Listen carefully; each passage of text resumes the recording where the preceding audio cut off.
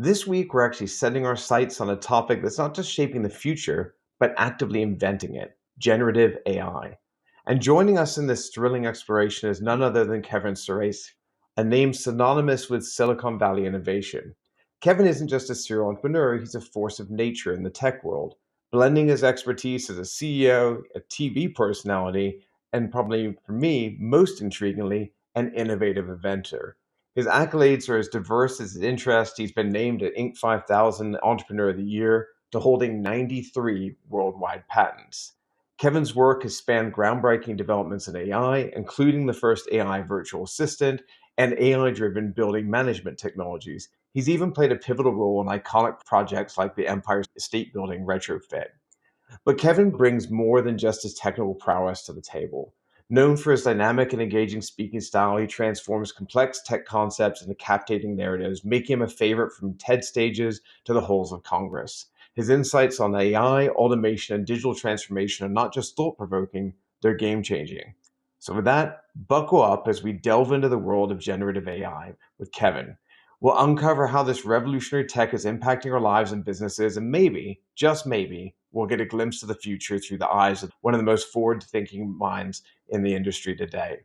Don't miss out on this episode. It's not just a conversation, it's a journey into tomorrow. And with that, here we go with this week's Oh Ship. Oh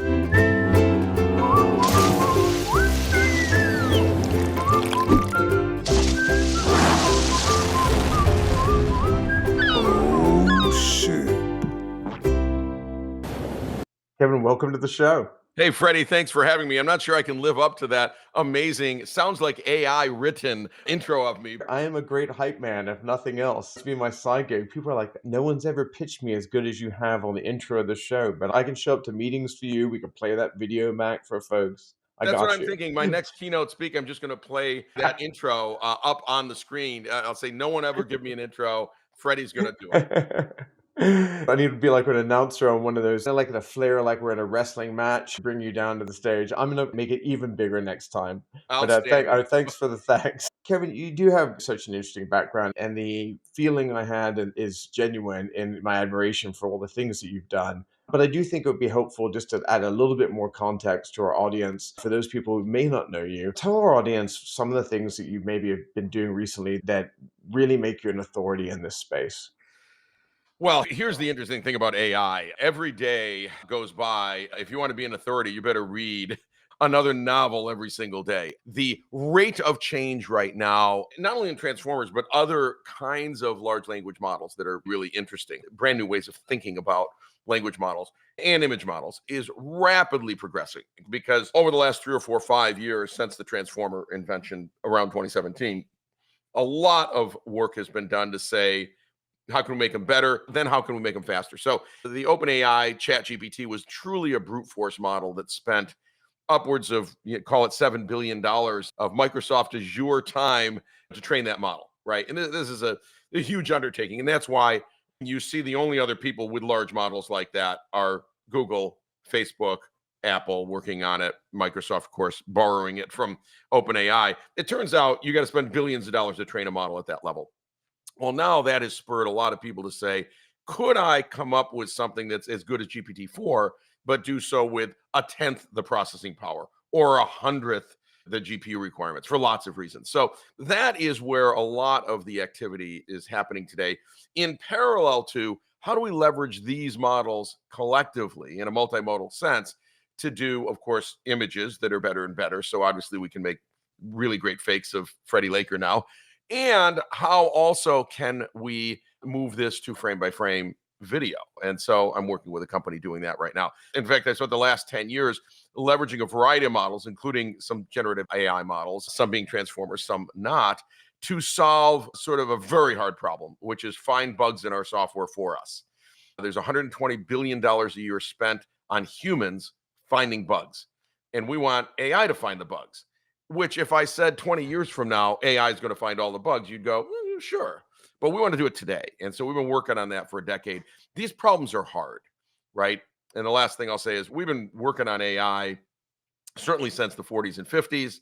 And I wasn't working on it in the 50s, I want to be clear, but You almost. look amazing. But almost. And so we have these ebbs and flows where we make a lot of progress and then things stabilize for a while, make a lot of progress, and then there's some nuclear winter. And so, look, we are going to go through the Gartner hype cycle on this stuff, which is it's a little overhyped right now. And then there'll be some rationalization of what we can really do with some of the newer AI that we've got. And then there'll be some leveling of that says, wow, there is real productivity here. So I continue to work on a lot of things. There are many, many people far smarter than I, especially those at the algorithms sort of invention space.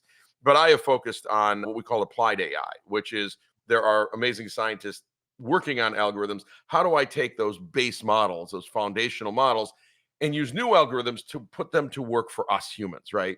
In a different way than can I just type, but what else can I do? We can go into great detail on that, but that's where I focused, and it's been a blast. You mentioned something a moment about AI may being overhyped, and I love the Gartner hype cycle. I think it's the trough of disillusionment. No one Yes, wants to be there. I was a very love the VR space, but obviously went through massive overhyping there, we are in the disillusionment phase for the yeah, moment. yeah. I'm Yes, hoping on the I've gone past the worst part at this point. AI is interesting though, and I feel differently about it, especially generative AI, the subject today. I see sometimes people using now that all these APIs are out there, I feel like there is maybe people using it in really pedantic ways that don't further the technology and may cause some disillusionment, but it's more about piss poor applications or people trying to apply it unnecessarily where it's not useful.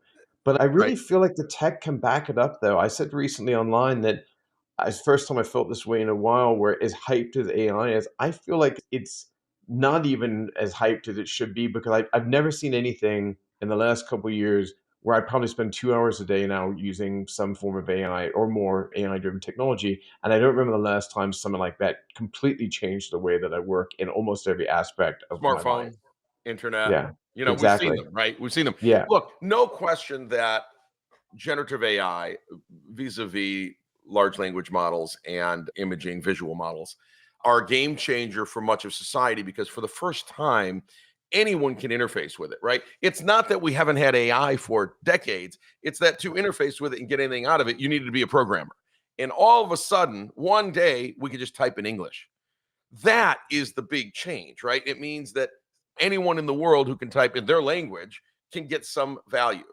Now, the difference is this: you're a longtime serial entrepreneur. You get the fact that this is a technology that has certain limitations. You know what the limitations are, your expectations are set.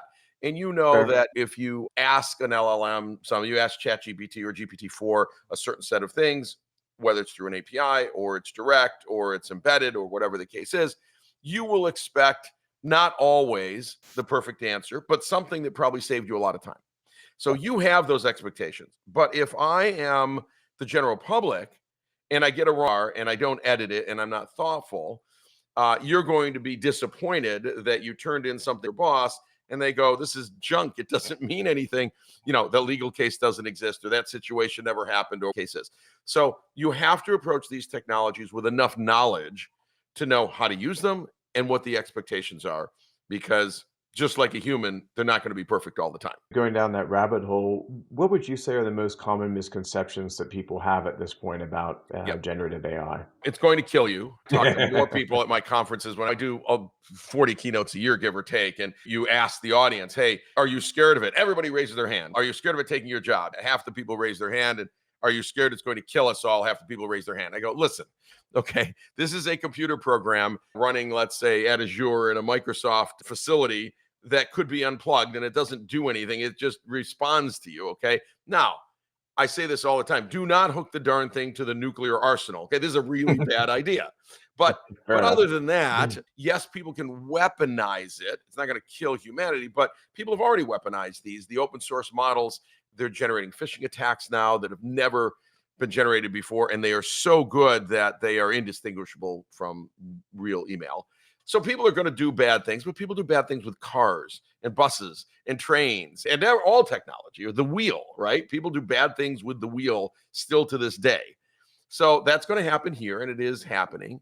But the benefit to society, for all of society to be able to interface with artificial intelligence that's been trained on trillions of phrases, is immeasurable.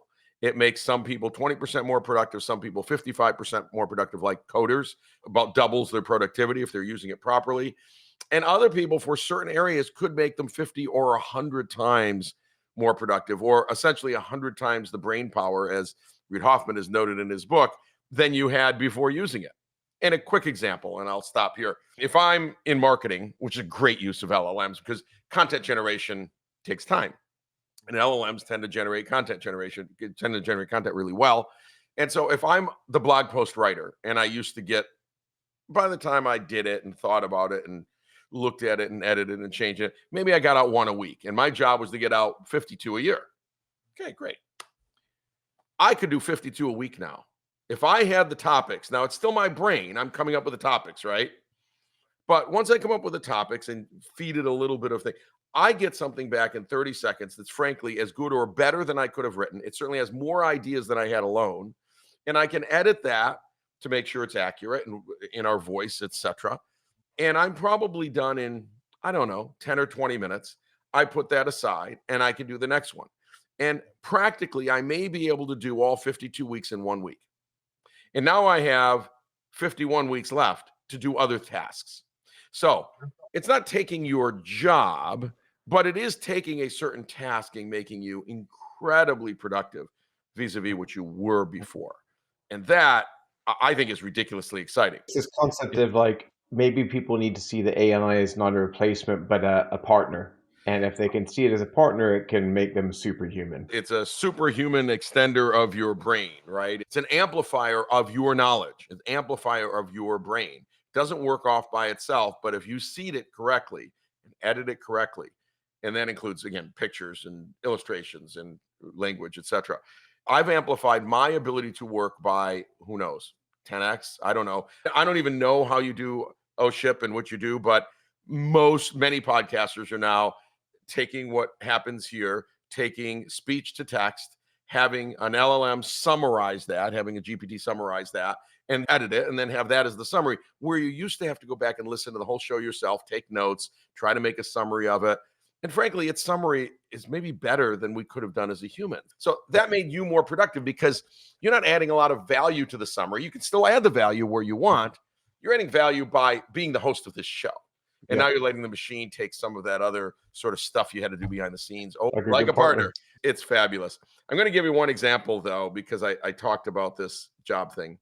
Many, many years ago, the wheel shows up.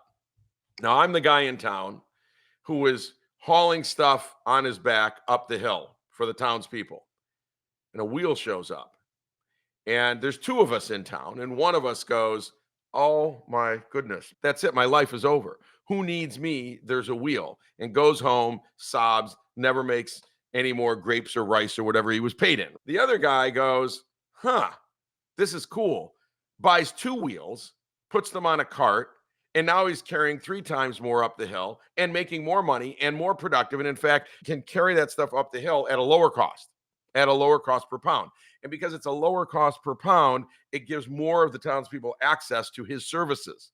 Okay, so the people who embrace technology from the wheel on always win. Always win. So you do not want to be at the back of the parade. You want to be at the front of the parade.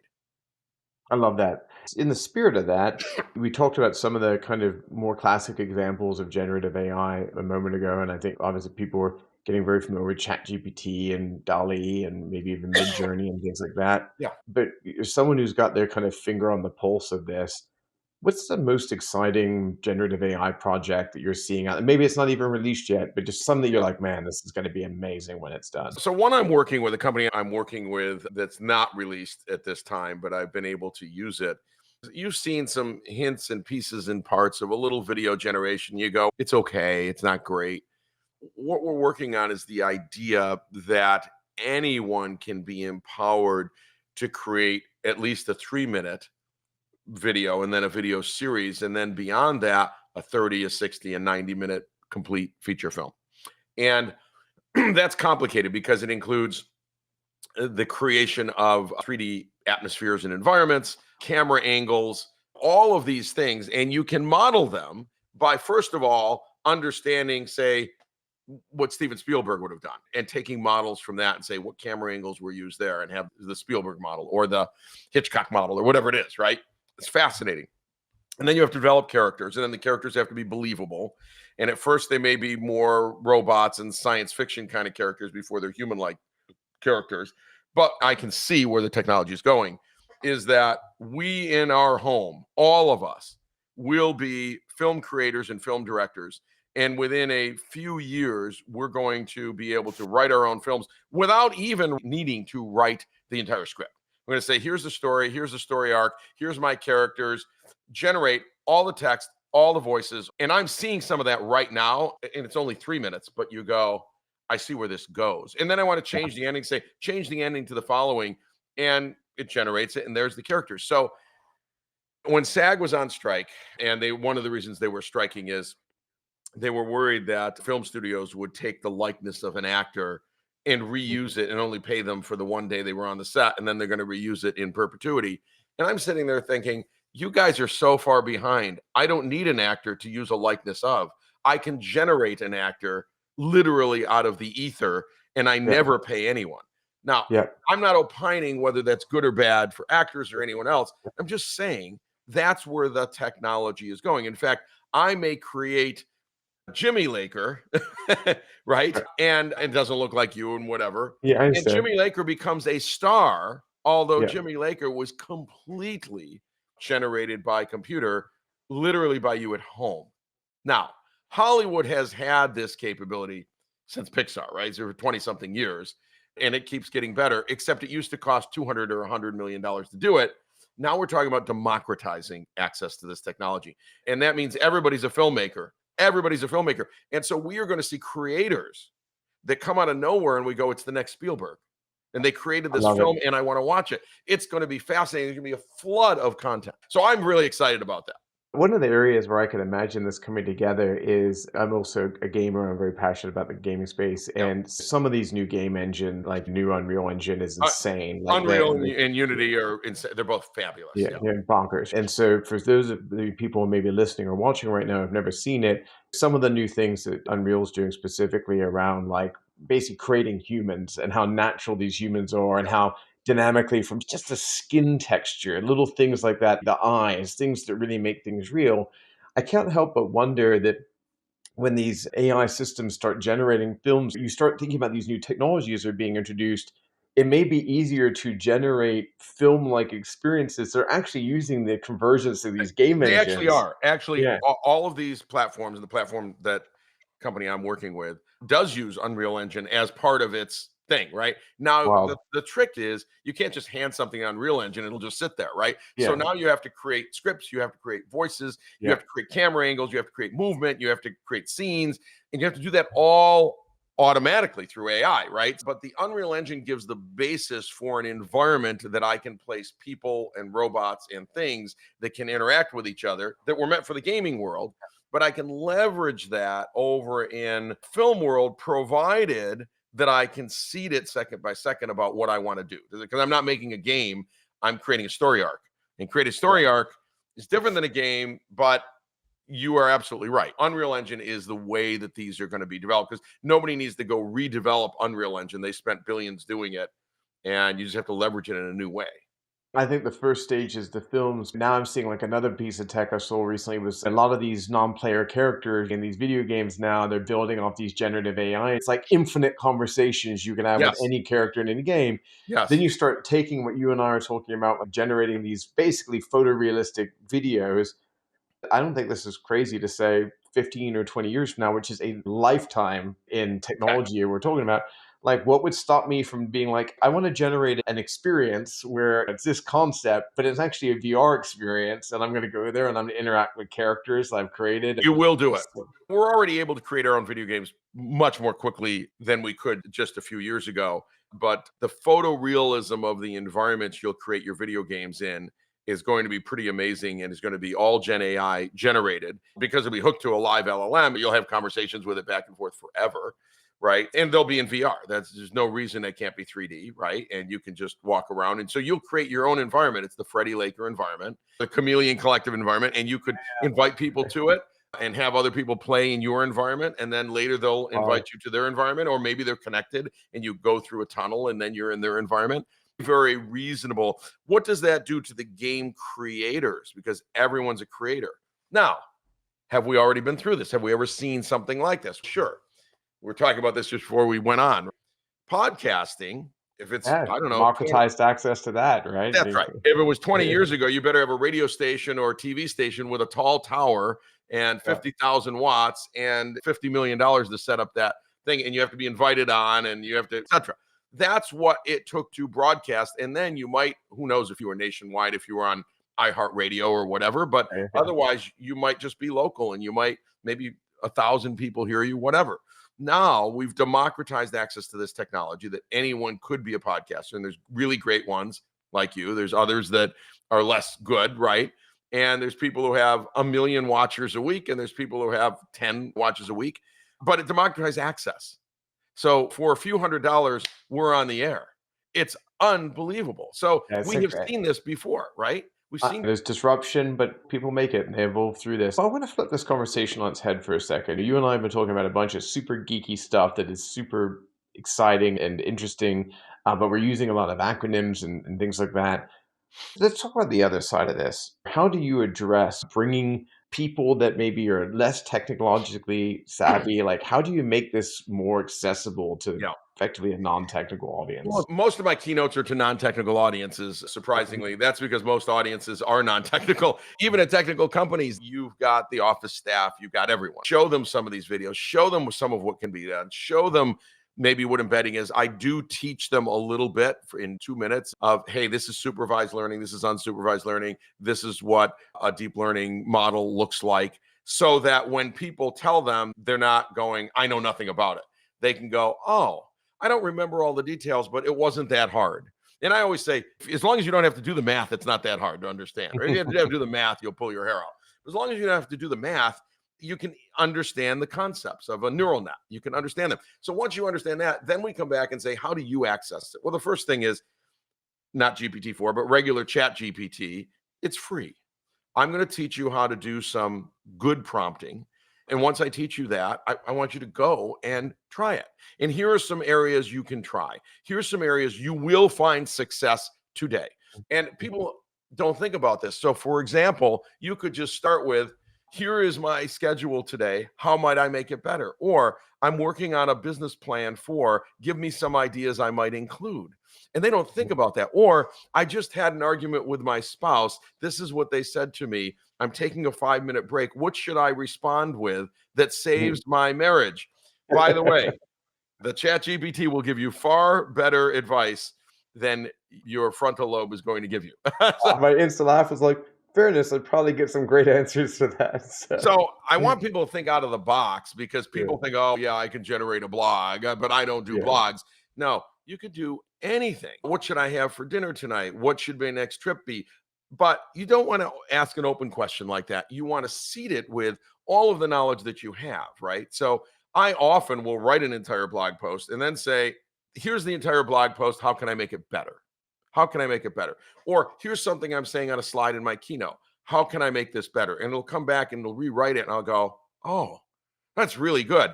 I always have AI write and I have for years, write the closing of my keynotes, because I'm giving a keynote to, say, the lawn mowers of America, whatever it is.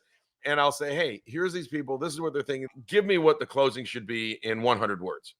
And what it writes is better than I would have written. So I seeded it. I gave it my ideas, but what I get back is just wonderful. So you need to approach these things just as you approach Excel. Nobody who's listening or watching right now is going to purposefully try to do long division with a pencil or in their head. They haven't since they were in 4th grade, right? Yeah. Or if they're teaching their kid. So Yeah. nobody's doing it. Why? We have a machine that does that. We have a calculator. We have Excel. And so you use Excel as an everyday tool for lots of things, including just quick math. I don't even need to do a whole spreadsheet. We all use it for whatever.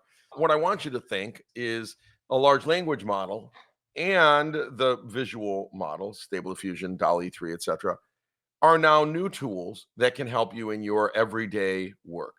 Everyone does PowerPoint. Everyone does PowerPoint. If you don't have a PowerPoint Copilot, it's coming. It's slowly rolling out, very slowly. But if you don't have it, you could still go to DALL-E 3 or Stable Diffusion or Midjourney and say, I need a graphic or an image or a photorealistic image or whatever it is, blah, blah, blah, blah, and boom. And what's interesting is that is copyright free. You're free to use it. I was working on something that I needed a picture of a family watching a musical performance in a home theater from the back, the whole thing.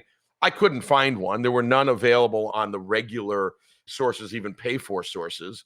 I wasn't going to go take one. So I asked for one and it gave me like 10 of them. And I picked one and I go, this is stunning. It's photorealistic.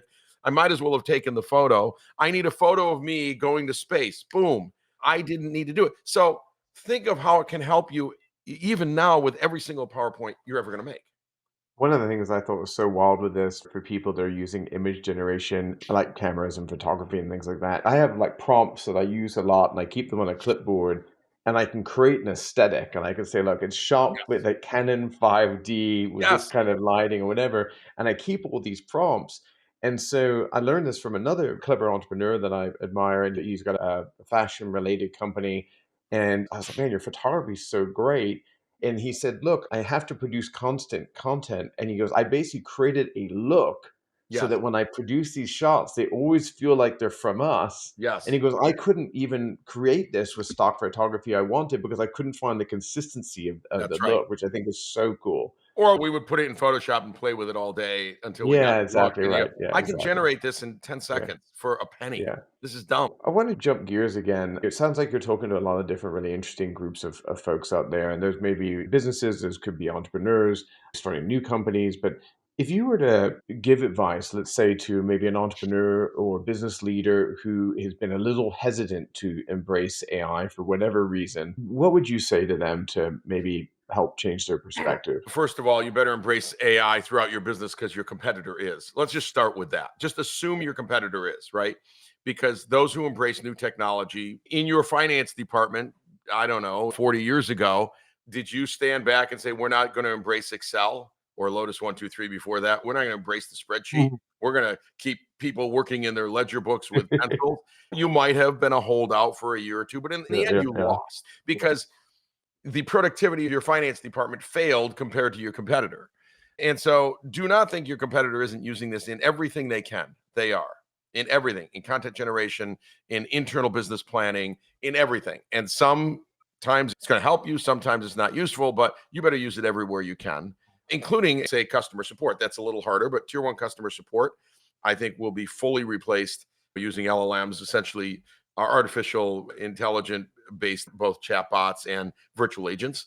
And that's because tier one customer support is a highly trained kind of thing. You have a set of FAQs, they're listening to you, they're typing, they're getting an answer on the screen, they're reporting it back from their eyes, right? So they're taking their ears, their eyes, and reporting back. It is quite easy to train a bot to do this. In fact, it's better. It'll be more accurate. It'll make less mistakes. And now we can have it be true human interaction even over the phone or online. And so for the millions of people that are in tier one customer support, mostly outside the US, because they're mostly overseas, that task probably goes away. There's a machine that will do that better. And everybody should be doing that. Everyone has tier one customer support, call centers, whatever. All of that had better be done by AI this year. There's no reason not to. It's very easy to do something called embedding. We're not going to deal with that here, but it's just basically easy to make a large language model limited in its response by what it learns from your FAQs. And you will put essentially guardrails on it. It can only respond. So you can't get it to respond about the color of the sky unless you happen to make paint colors for the sky. Other than that, it's going to be limited by your FAQs. And it's very easy to do that. It's not expensive anymore. Actually, OpenAI has a model built in now, so you don't need outside databases or anything else. This is exciting. So this can impact every company. Your costs of customer support are high. I am sure if I'm talking to the CEO right now and you go, are you saying I can get rid of those 300 people? Yeah, I'm sorry about that. I'm sorry for the people. But yes, there's technology that does this better for 100th the cost. Inversing this, let's say you're one of those 300 people, and I think to your point, it's unfortunately this disruption is going to happen. I don't think there's a way of rolling that back. So if you're one of those people going, that sucks for me, is there any thoughts on beyond kind of the obvious of retraining? There's someone's trying to be smart about where they might want to change their career to try and avoid that happening to them a second time. Any kind of directional guidance you might tell someone when Yeah. thinking about career paths? You'll laugh, but I get asked all the time, what is the most safe career for, call it, the next 50 years? Yeah, Just say plumber, HVAC repair, and you're going to laugh, but to create a robot to come in and repair your plumbing would be inordinately expensive and probably impossible with today's yeah, technology. And that's because it's all noise. That is, every single house or yeah. business is built differently. Not a universal training set. So That's basically, were things required to learn on the fly right. on a And it's very full of noise. The yeah, data is all noisy, right? Under everyone's sink is different. So we're not going to build robots to do that. So some people say, what about coders? Coders are 55% more productive already with Copilot. yeah. That's going to be 80 and 90 and 95%. I wouldn't send people into coding today. I think it's been a great career. Those are the things we got to look at. No, I'll give you one positive thing though.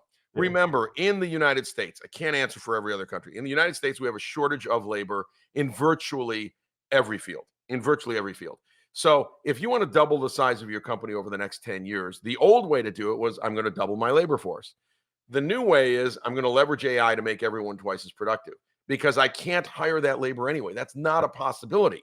So for the US, this is a boon. This is fabulous because Congress will never get its act together on H-1Bs and bringing people in. And so I give up on Congress. So let's just say the way every company can double their business is to double the productivity of everyone by leveraging AI. And that is going to hurt some people in other countries, mostly the things that we outsourced years ago, like software QA we talked about, and I'm working on. There's no question that the millions of people, couple million people writing test scripts all day, that is being done by AI today at AppVance, the company I work with, already. Like you really don't need those 300 people. You could do it with 3 or 5 and AI, right? AI is writing those and finding bugs. So that's one of those areas that is going to be challenged. But a lot of those people will upskill to being coders yeah. or data generators or other things, right? That's what we're going to have to do. On a fun note, there's a brilliant bit of satire that someone sent me off the other day, and it was an episode of South Park. And it Yeah. was basically the two handymen in town became the two richest men in the world because no one knew how to do anything except these two handymen. And they're like, I'll come to your house for $50,000. And people are like, okay, I'll do it. Take my You know, money. it's not too far from the truth, right? Because have you called a plumber lately? They say well, Yeah, 8 weeks out. Can you come today? Yes, but it'll be $250 for the call. And that's before I do anything, just to step inside the yeah, just house. to And you show go, up. Yeah, I should be doing that. I can learn plumbing. I yeah, got this. yeah. Huge shortage of people coming in to the industry who understand plumbing, HVAC, repairing anything because they grew up with games. They didn't grow up repairing cars. Go back a generation, you repaired a car, you know what an engine is from a motor. Yeah. Today, you're 21, they don't know an engine from a motor. In fact, people listening to this who are that age might think those are the same thing. They're not related actually at all. One is electric, the other one is not. So this is a real problem. And when I go out, I spoke to literally the Restaurant Equipment Repair Association. They are sweating bullets because they can't get people to come and work for them. Maybe this is something society needed to drive a generation of people back to more practical roles, There's you no know? one to repair our stuff. And when the restaurant sous vide goes down and they're about to serve 250 lobster tails tonight and the thing is dead, there's no other way to get the lobster tails out and mass like that. There Yeah, aren't enough ovens. You're in trouble and you need yeah. someone there now. And there's no one, they're weeks away.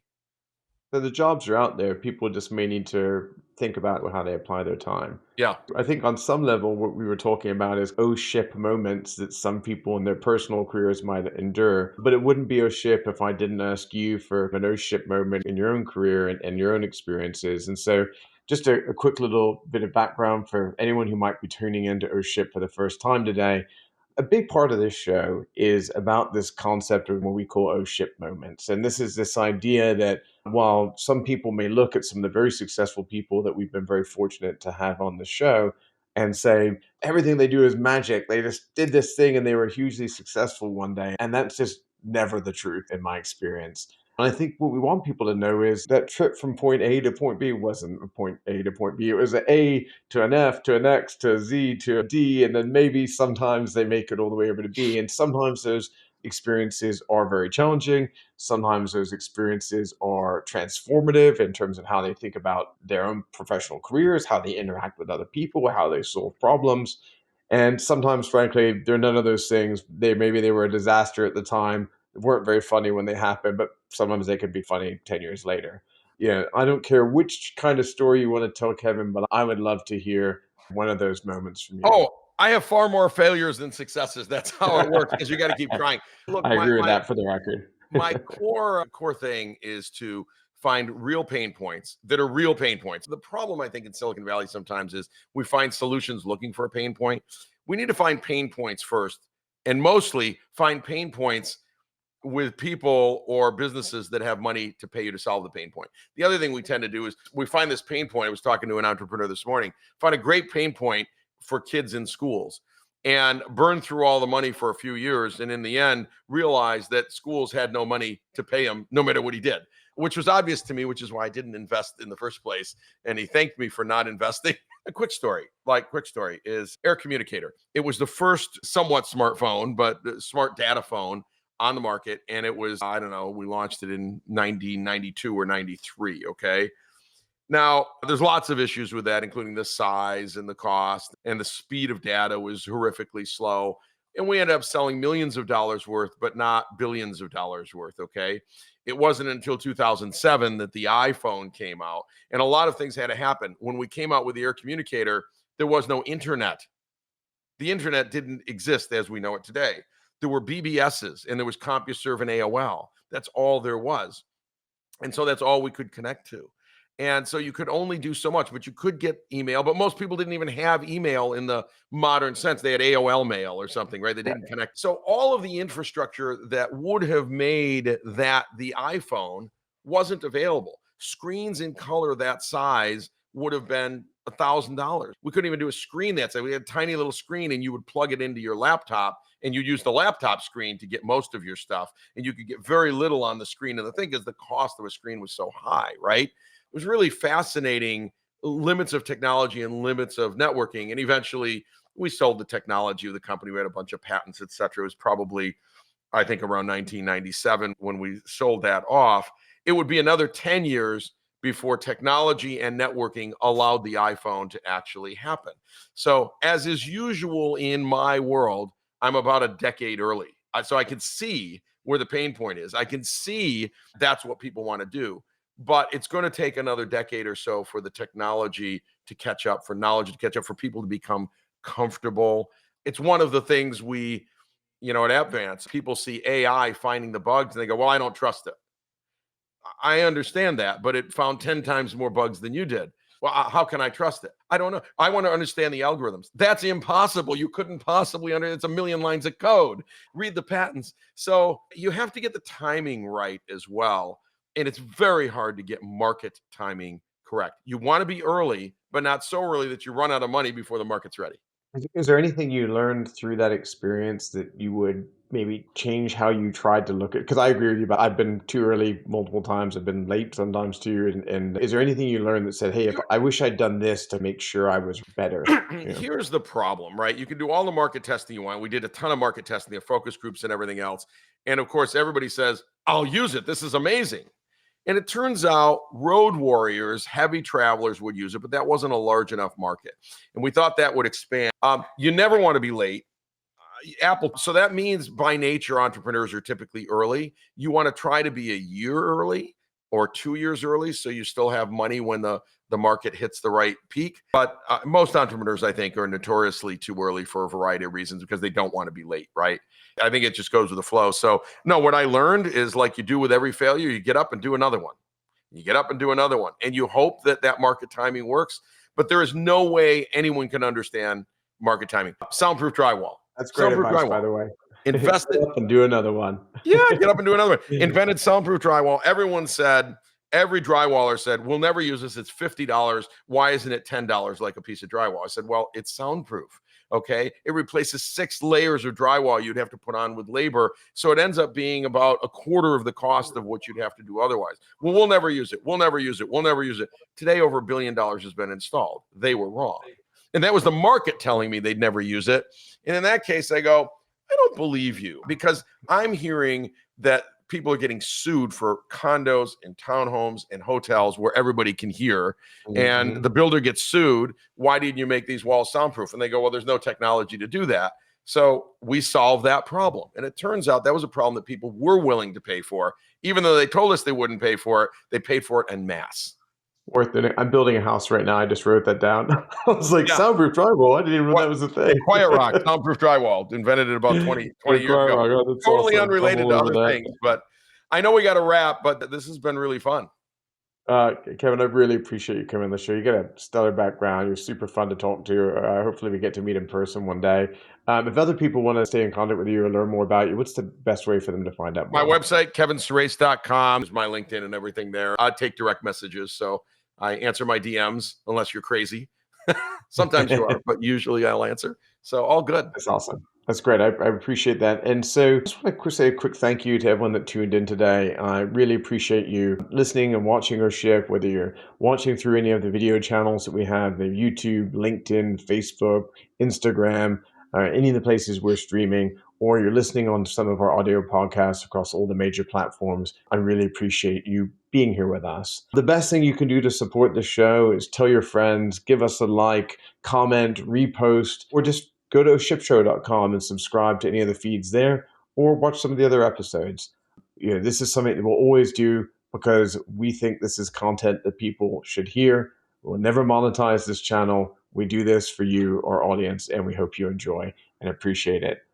Kevin, I just want to thank you one more time for being on a ship. I really appreciate you. It was a great chat. I could tell I could pick your brain for 10 more hours, and I think you wouldn't miss it. No, we had fun. We'll do it again sometime. I would love that. Guys, we'll see you next week on No Ship. Thanks, Kevin. Thank you.